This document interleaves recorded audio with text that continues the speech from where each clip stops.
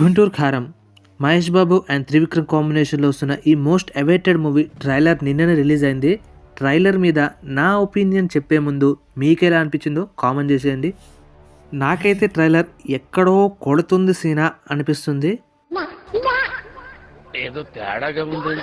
Maximum trailer మొత్తంలో mass elements తోటి punch dialogues అంతే అండ్ బీజిఎం, మిగతా స్టోరీ ఎక్కడ కనిపించలేదు. క్లారిటీగా మీరు అబ్జర్వ్ చేస్తే ఇందులో ఉన్న మదర్ క్యారెక్టర్ రమ్యకృష్ణ గారు, ఫాదర్ క్యారెక్టర్ మన ప్రకాష్ రాజు గారు, మహేష్ బాబు గారు వాళ్ళ పెద్ద కొడుకు అండ్ చిన్న కొడుకు మన రాహుల్ రవీంద్ర, ఈ 4 క్యారెక్టర్స్ మీదనే మూవీ స్టోరీ రివాల్వ్ అవుతుంది. చిన్నప్పుడే మహేష్ బాబుని సైడ్ చేసేసి ఫ్యామిలీ నుంచి బయటికి పంపించారు. అసలు ఎందుకు పంపించారు, అసలు ఏం జరిగింది అనేది మనం మూవీలో చూస్తాం అనుకుంటా. కానీ నాకు ఎక్కడ కూడా హై మూమెంట్స్ అనిపించలేదు మూవీ స్టోరీలో. అంటే ట్రైలర్లో మనం ఎక్కువగా ఇంపాక్ట్ చూపించలేదని అనొచ్చు.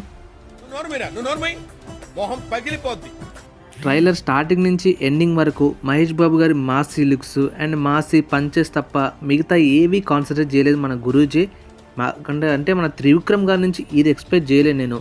ఒక story point of view, dialogues, ఒక మొరాలిటీ ఇవన్నీ మెయింటైన్ చేస్తూ మూవీ ఉంటుంది. కానీ ఇందులో అది ఎక్కడో మిస్ అయింది అనిపిస్తుంది.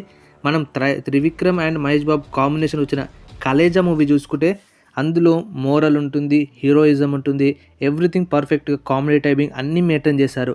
అంటే ఆ టైప్ ఆఫ్ కాంబినేషన్లో వస్తున్న ఈ మూవీ కాబట్టి ఎక్స్పెక్టేషన్స్ నాకు పర్సనల్లీ చాలా ఉండే.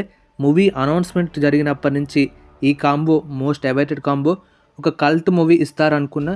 కానీ టైటిల్ అనౌన్స్మెంట్ జరిగింది గుంటూరు కారం అని, కొంచెం హోప్ తగ్గింది.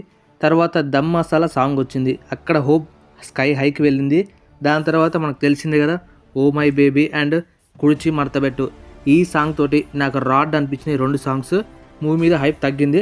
మరి ట్రైలర్ ఎలా ఉంటుంది అని వెయిట్ చేస్తున్నాం. నేనే కాదు ఎంతోమంది ట్రైలర్ గురించి వెయిట్ చేశారు. నిన్న ట్రైలర్ వచ్చిన తర్వాత నా హానెస్ట్ రిక్వెస్ట్ అండ్ నా హానెస్ట్ రిప్లై ఏంటంటే ట్రైలర్ అయితే నాకు అస్సలు నచ్చలేదు. జస్ట్ ఆ మహేష్ బాబు గారి వింటేజ్ లుక్స్ మీద కాన్సన్ట్రేట్ చేసినట్టు అనిపించింది. స్టోరీ పాయింట్ ఆఫ్ వ్యూలో ఎక్కడ కూడా అంత క్లిక్ అండ్ కనెక్ట్ కాలేకపోయినా నేను. మీరు అందరూ అనుకోవచ్చు మాస్గా ఉంది, బీజిఎం ఉంది, ట్రైలర్లో ఎమోషన్ కూడా చూపించడానికి ట్రై చేశారు. బట్ ఆ ఎమోషన్ అనేది మనం త్రివిక్రమ్ గారి ప్రీవియస్ మూవీస్లో చాలా చూసేసాం. అలా వైకుంఠపురంలో లాగా ఇది అలా అమ్మాపురంలో అంటే మదర్కి సన్కి ఆ రిలేషన్షిప్, ఆ లవ్ని, ఎమోషన్ని చూపించడానికి ట్రై చేస్తున్నారు.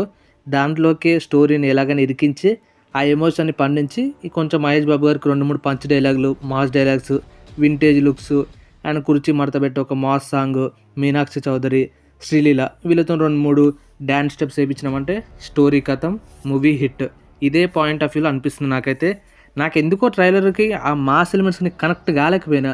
మహేష్ బాబు గారు ఒకప్పుడు కామెడీ టైమింగ్ అయినా ఆ డైలాగ్స్కి బాగా కనెక్ట్ అయ్యేది. కానీ రీసెంట్గా వస్తున్న మూవీస్లో అది ఆర్టిఫిషియల్గా అనిపిస్తుంది. ఆ డైలాగ్స్ అయినా, కామెడీ పంచెస్ న్యాచురల్గా మనకి నవ్వేటట్టు అలా ఎందుకు అనిపించడం లేదు నాకు.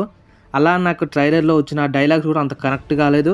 ఆ బీజిఎం అయితే బాగుంది. తమన్ గారు అయితే బెస్ట్ ఇచ్చారనిపించింది. ప్రీవియస్ మూవీస్తో కంపేర్ చేసుకుంటే ఈ మూవీకి బీజిఎం వేరే లెవెల్ ఉంది.